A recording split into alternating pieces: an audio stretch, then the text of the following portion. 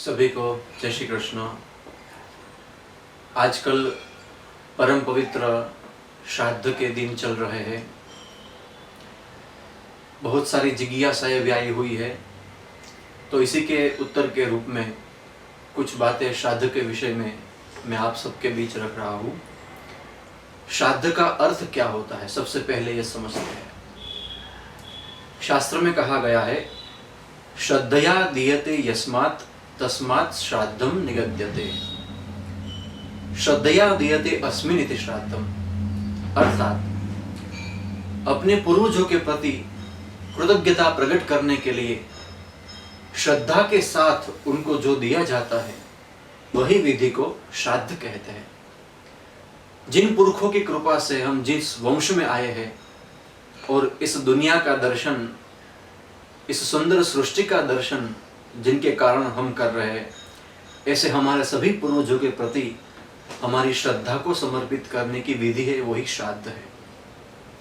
पद्म पुराण के अनुसार 3 प्रकार के श्राद्ध होते हैं। एक होता है नित्य श्राद्ध, दूसरा नैमित्तिक श्राद्ध और तीसरा काम्य श्राद्ध। ये जो नित्य श्राद्ध होता है वह अन्न से, जल से, फल से, मूल से आदि से भी कर सकते हैं। हर रोज किया जाने वाला होता है, इसलिए इसे नित्य श्राद्ध कहते हैं। लेकिन इस श्राद्ध में अर्घ्य एवं आवाहन की क्रिया नहीं होती और विश्व देवों को भाग नहीं दिया जाता, इसलिए इसे अदैव श्राद्ध भी कहते हैं। वो नित्य किया जाता है पितरों की कृपा प्राप्त करने के लिए। दूसरा जो श्राद्ध है वो नैमित्तिक श्राद्ध है।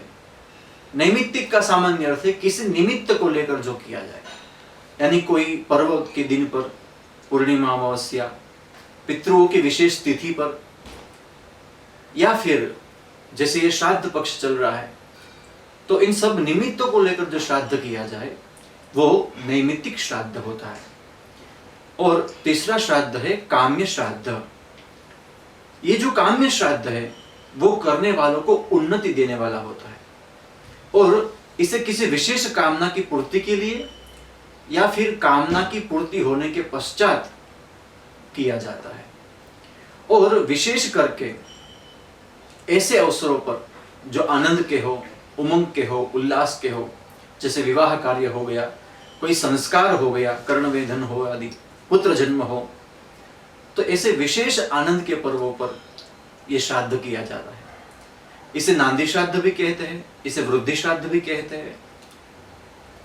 तो ऐसे मंगल अवसर पर किसी कामना को लेकर जो किया जाए वो है काम्य श्राद्ध।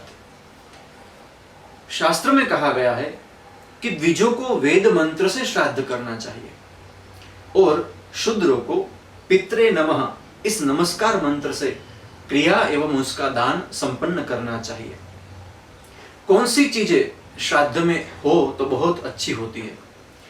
पद्म पुराण कहता है, श्राद्ध में यदि चांदी के बर्तन या किसी प्रकार उसमें चांदी का संयोग, तिल, जौ एवं दोहित्र अर्थात पुत्री का पुत्र जिसे भांजा कहते हैं, वो हो तो सबसे बढ़िया है। और ब्राह्मण भोजन का भी विशेष महत्व है। एक छोटा सा प्रसंग पद्म पुराण में आता है।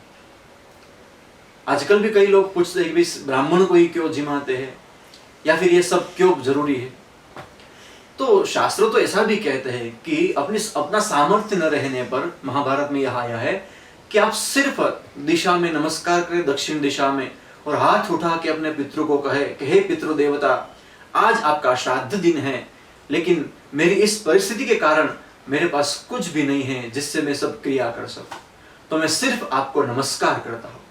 महाभारत कहता है ऐसे सिर्फ नमस्कार करने से भी, यदि सही में आपकी स्थिति नहीं है तब तो करना ही चाहिए, वित्त साठियम न चाचरे। लेकिन यदि नहीं है तो सिर्फ नमस्कार करने पर या सिर्फ जलांजलि देने पर भी पितृ लोग प्रसन्न होते हैं। तो एक बार ऐसा प्रसंग आया, भगवान श्री राम वनवास में थे और पुष्कर आदि पवित्र तीर्थों में उनका भ्रमण चल रहा था। उसी में श्राद्ध दिन आ गया तो भगवान ने वहां के समस्त ऋषि मुनियों को बुलाया और भगवान स्वयं फलाहारी थे तो फल एवं मूल से वो ब्राह्मणों को सब कार्य करने के पश्चात पिंडदान आदि ब्राह्मणों को जिमाने लगे, ऋषियों को परोसने लगे। 3 ही लोग हालांकि वहां थे काम के लिए, भगवान राम, लक्ष्मण और सीता जी।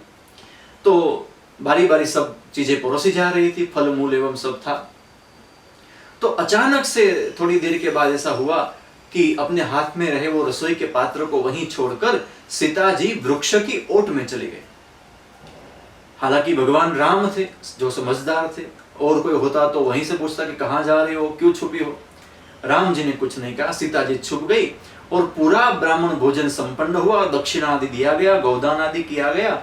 सब विधि संपन्न होने के बाद, विसर्जन होने के बाद जब सीता जी आई तब राम जी ने फिर पूछा कि देवी आप बीच में ही वृक्ष की ओट लेकर क्यों छिप गई थी। देखिए भगवती सीता कह रही है, प्रभु जब मैं परोसने आई, ब्राह्मण आए तो मैंने देखा कि ये ऋषि बैठे हैं, लेकिन जैसे ही आपने संकल्प पूर्वक परोसना शुरू किया तो मैंने देखा कि मेरे ससुर दशरथ जी वायु रूप में आकर ब्राह्मणों के शरीर में विराजमान होकर वो भोजन पा रहे थे, और उनके सामने भला मैं मर्यादा का भंग कैसे कर सकती हूँ, मैं उनके पुत्र वधू हूँ।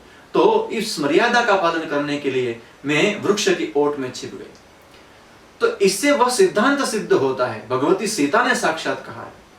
सनातन धर्म के पुराण आदि कहते हैं कि ब्राह्मण को जब पितृनिमित्त भोजन कराया जाता है तब वे पितर वायु रूप में उनके शरीर में आकर उस अन्न को ग्रहण करते हैं, और इसीलिए श्राद्ध में पितृ भोजन, ब्रह्म भोजन का खूब महत्व है। हालांकि यह भी कहा गया है कि श्राद्धि कुर्यान्न विस्तरम, बहुत ज्यादा ब्राह्मणों को जिमाना महत्वपूर्ण नहीं है, 1 या 3 ब्राह्मण बहुत है, लेकिन जिसको भी खिलावे वो ब्राह्मण वेदज्ञ हो,